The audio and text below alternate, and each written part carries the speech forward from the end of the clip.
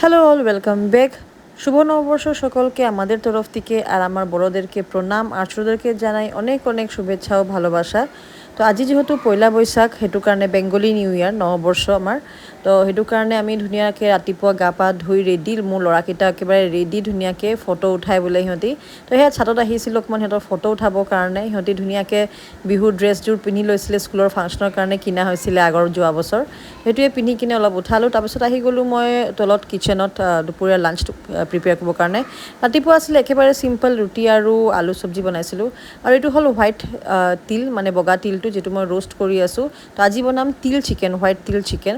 কেনেকৈ হয় খাবলৈ নাজানো। তো সেইটো পেষ্টটো মই কৰি লৈছোঁ, তিল আৰু জলকীয়া দি পেষ্ট কৰি লৈছোঁ।